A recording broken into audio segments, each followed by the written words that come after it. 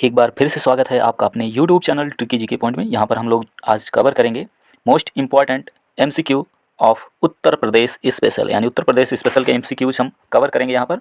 तो बिना समय गंवाए वीडियो स्टार्ट करते हैं। देखिए, उत्तर प्रदेश के पूर्वी भाग में किस मिट्टी को उपहार मृदा कहा जाता है? तो थोड़ा सा समय देंगे आप लोग सोच सकें। तो उपहार मृदा हम कहते हैं बांगर मृदा को, ठीक है। उपहार मृदा बांगर को मृदा को कहते हैं, खादर को नहीं। ध्यान रखना, कंफ्यूज में खादर मत लगाना, ठीक है, और ना ही ये भी दोनों। देखिए, उपहार क्या होता है? उपहार हम हमेशा नहीं देते हैं, कभी कभी देते हैं। इसलिए बांगर मृदा जो होती है वहाँ पर पानी जो होता है नदी का, जो कि तमाम पोषक तत्वों को ले जाकर नदी से वो ज़मीन को देता है, तो इसलिए इसे उपहार मृदा कहते हैं। क्योंकि जहाँ बांगर मिट्टी होती है वहाँ कभी कभी 10, 15, 20 साल, 50 साल में एक बार बाढ़ आती है, ठीक है, तो उसे बांगर मृदा कहते हैं। और खादर मृदा वो है जहाँ हर साल बाढ़ का पानी पहुँच जाता है, ठीक। तो अगला क्वेश्चन है, गंगा के विशाल मैदान में कौन सी मृदा पाई जाती है? खादर पाई जाती है, बांगर या काली? तो यहाँ राइट आंसर होगा ए व बी दोनों, यानी बांगर और खादर दोनों पाई जाती है, ठीक है। और काली मिट्टी जो है ये बुंदेलखंड के कुछ क्षेत्रों में पाई जाती है, और इसके साथ बुंदेलखंड में लाल मिट्टी भी पाई जाती है, जो मैं आगे आपको बताऊंगा।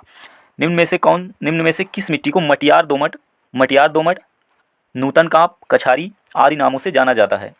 तो इसे कहते हैं खादर मिट्टी, ठीक है। खादर को नूतन कांप, ठीक है, कांप मीन्स नदियों द्वारा बिछाई गई मिट्टी, या कछारी के नाम से भी जाना जाता है नूतन कांप को, ठीक है। खादर को कछारी के नाम से भी जाना जाता है, और इसे मटियार दोमट के नाम से भी लोकल भाषा में, स्थानीय भाषा में कई जगह कहा जाता है। तो ये क्वेश्चन पूछा जाता है कई बार। फिर है, बुंदेलखंड में काली मृदा को किन नामों से जाना जाता है? ये भी क्वेश्चन बड़ा इंपॉर्टेंट है। काली मृदा को अन्य किन नामों से जाना जाता है? तो काली मृदा को करेल कहा जाता है, ठीक है। और कपास होती है यहाँ पर, तो इसलिए कपास और रेगुर भी कहा जाता है, ठीक है।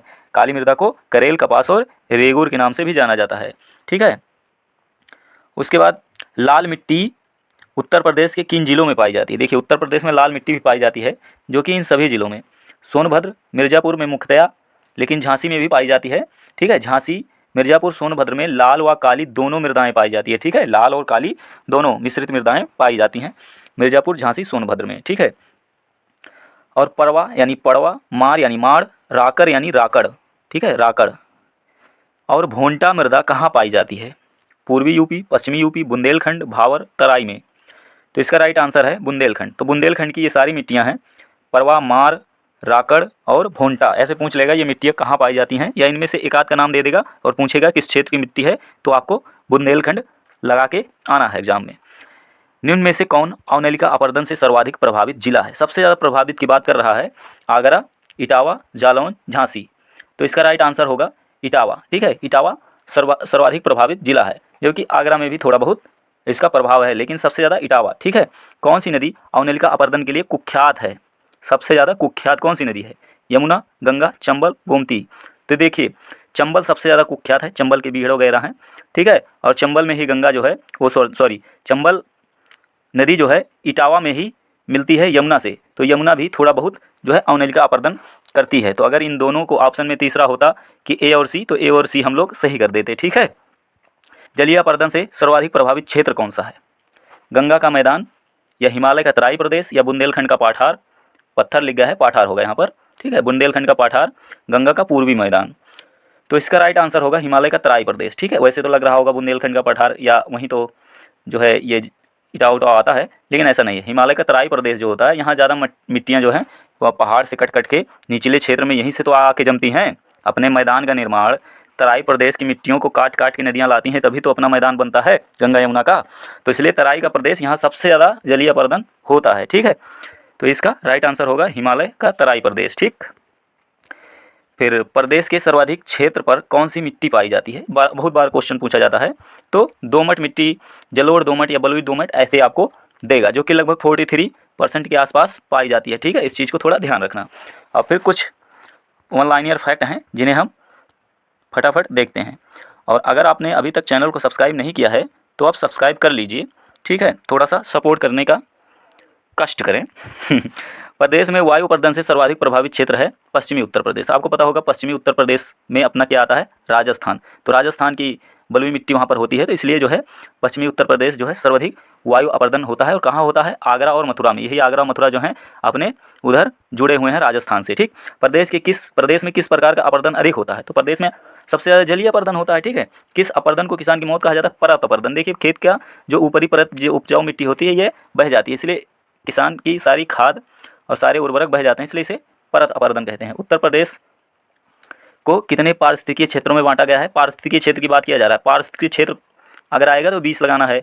मृदा समूहों में कितना बांटा गया है, तो 8। ठीक है, प्रदेश की सबसे गहनता, प्रदेश की सबसे गहनता नहीं, ये प्रदेश की सस्य गहनता है। ठीक है, क्या है, सस्य गहनता। इसको थोड़ा सा आप लोग समझ लीजिएगा। प्रदेश की सस्य गहनता राष्ट्रीय औसत से अधिक है। सस्य गहनता मतलब कृषि सबसे ज़्यादा खेतों में किस खेतों में होती है, मतलब खेतों में, मतलब समय नहीं दिया जा रहा है खेतों को, किस खेतों को, मतलब एक होता है 100% खेती होनी चाहिए, एक होता है कि मतलब 100% खेती मतलब एक बार फसल बो दिया जाए फिर उसे खेत को कुछ दिन के लिए छोड़ दिया जाए। लेकिन ऐसा यूपी में होता नहीं है। यूपी में गेहूं काटेंगे तो उड़द बो देंगे उसमें, ठीक है, सरसों काटेंगे तो उसमें पिपरमिंट लगा देंगे, उसके बाद फिर धान लगा देंगे, फिर धान काटने के बाद फिर उसमें सरसों लगा देंगे, फिर काटेंगे पिपरमिंट, मतलब छोड़ते नहीं खेत को खाली।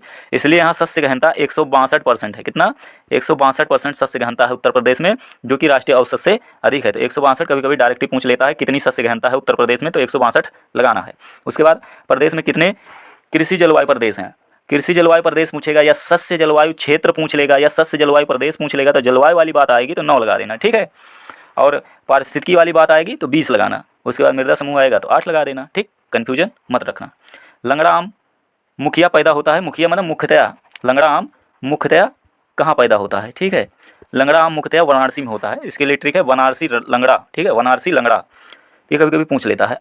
प्रदेश में आम को दूसरे प्रदेश में किस नाम से प्रचारित किया जाता है, तो नवाब ब्रांड से। आपको पता है लखनऊ में जो है, लखनऊ से ये लखनऊ के नवाबों के नाम से नवाब ब्रांड से प्रचारित किया जाता है। आंवला उत्पादन के लिए प्रसिद्ध है प्रतापगढ़, तो पता ही होगा। आलू निर्यात जोन कहाँ है, आगरा में। ठीक है, आलू निर्यात जोन आगरा में है। और एक आलू अनुसंधान संस्थान कहाँ है, गाजियाबाद में। एक गाजियाबाद में जो है आलू अनुसंधान संस्थान भी है, और वो कुफरी वाला केंद्रीय आलू अनुसंधान संस्थान है जो हिमाचल प्रदेश में है, उसको भी याद रखना। आलू को दूसरे प्रदेश में किस ब्रांड से भेजा जाता है, ताज ब्रांड। ठीक है, क्योंकि आगरा में आलू निर्यात जोन है तो वहीं से ताज ब्रांड से भेजा जाता है। ठीक है, अमरूद के लिए प्रशिक्षण एवं प्रयोग केंद्र प्रयागराज में है। ठीक है, प्रयागराज में ही अमरूद सबसे ज़्यादा होता है। लाल गुआवा, ठीक है, आम के लिए प्रशिक्षण एवं प्रयोग केंद्र लखनऊ में है। ठीक है, और लखनऊ का मलिहाबाद आमों के लिए फेमस है। लीची प्रदेश के किन जिलों में मुख्यतः पैदा होती है, मुख्यतः कहाँ, सहारनपुर और मेरठ में लीची। ठीक है, पूछ लेता है कि लीची कहाँ पैदा होती है, या सबसे ज़्यादा नींबू या संतरा किस क्षेत्र में पैदा होता है, तो माल्टा, मौसमी और ब्लड रेड प्रदेश के किन जिलों में पैदा होते हैं। मौसमी, माल्टा, ये सब मेरठ, वाराणसी और सहारनपुर में पैदा होते हैं। ठीक है, नींबू प्रदेश के किस क्षेत्र में मुख्य रूप से पैदा होता है, मुख्य रूप से तो बुंदेलखंड में, लेकिन ये जो है सहारनपुर में भी नींबू पैदा होता है। ठीक है, और संतरा की खेती बुंदेलखंड और सहारनपुर के आसपास के क्षेत्रों में की जाती है। फिर अगला अपना एक टॉपिक है प्रदेश का नामकरण। देखिए प्रदेश के नामकरण से कई बार क्वेश्चन आ जाता है, तो इसमें पूछ लेता है कि आगरा एवं अवध का संयुक्त प्रांत उत्तर प्रदेश का नाम कब पड़ा था, तो 1877। ये आपको दे देगा मैचिंग करने के लिए कि मैच कीजिए, ये नाम दे देगा। ठीक है, तो इसको थोड़ा सा देख लेते हैं। देखिए 18 दूना 36, तो सबसे पहले नाम क्या पड़ा था 18 दूना 36 में, उत्तर पश्चिम प्रांत, यूपीपी। ठीक है, यूपीपी यानी उत्तर प्रदेश पुलिस, चाहे ये मतलब 18 से 36 यूपीपी। ठीक है, उत्तर प्रदेश पुलिस चाहे मान लो, चाहे उत्तर पश्चिम प्रांत। ठीक है, इसका नाम कब पड़ा था 1836 से। फिर 1877, देखिए 7-7, तो यहाँ पर नाम दो जगह का आ गया, आगरा एवं अवध का संयुक्त प्रांत कब हुआ, 1877 में। ठीक है, आगरा एवं अवध का संयुक्त प्रांत, जब दो अक्षर आ जाएगा तो आगरा एवं अवध का संयुक्त प्रांत कर देना, एग्जाम में याद आ जाएगा अगर यहाँ थोड़ा सा समझ लोगे तो। फिर देखो यहाँ 1836 था, यहाँ 1937 हो गया। ठीक है, क्या हो गया, 1937 हो गया नीचे, तो यहाँ पर केवल संयुक्त प्रांत हो गया। 37 में संयुक्त प्रांत, क्या नाम हुआ उत्तर प्रदेश का, 37 में संयुक्त प्रांत, 37 में संयुक्त प्रांत, 37 में संयुक्त प्रांत, ऐसे याद कर लो। फिर 1950 में उत्तर प्रदेश हुआ ही, 26 जनवरी 1950 को उत्तर प्रदेश का नाम उत्तर प्रदेश हुआ। ठीक है, सिर्फ हमको याद करना क्या है, 37 में संयुक्त प्रांत तो याद ही हो जाएगा, 77 में आगरा एवं अवध का संयुक्त प्रांत याद ही हो जाएगा। हमें 1836 याद रखना है, 18 दूनी 36 से नामकरण स्टार्ट होता है, फिर 1877 आता, फिर 1937 आती है, फिर 1950 तो पता ही है। फिर ठीक है, तो ऐसे एक दो बार इसको समझ लेना, आराम से हो जाएगा। अब देखते हैं प्रदेश की राजधानी परिवर्तन। देखिए प्रदेश की राजधानी परिवर्तन 1836 से भी इसका भी खेल प्रारंभ होता है। इस चीज़ को कंफर्म करना कि वहाँ भी 1836 स्टार्ट हुआ था उत्तर पश्चिमी प्रांत, ठीक है। और यहाँ भी 1836 स्टार्ट हुआ था। इसकी राजधानी आगरा बनी जब उत्तर पश्चिम प्रांत था। उसके बाद जब उधर 1877 स्टार्ट हुआ, आगरा एवं अवध का संयुक्त प्रांत बना, ठीक है। तब यहाँ भी जो है इसकी, उससे पहले इसकी राजधानी क्या हो चुकी थी इलाहाबाद, ठीक है। तो आगरा एवं अवध के संयुक्त प्रांत की राजधानी इलाहाबाद थी कुछ दिन तक, ठीक है। और फिर 1921 से लखनऊ आंशिक रूप से हुई, और फिर 35 में जब भारत शासन अधिनियम 1935 आया था तो फिर उत्तर प्रदेश की राजधानी लखनऊ हो गई थी। हालांकि उससे इसका ज़्यादा लेना देना नहीं है, लेकिन याद रखिएगा लखनऊ पूर्ण रूप से कब हुई तो आपको याद आ जाएगा 1935 में हुई थी, जब भारत शासन अधिनियम 1935 आया था, इसलिए मैं बोल रहा हूँ। बाकी 1921 में लखनऊ आंशिक रूप से हुई थी, ठीक है।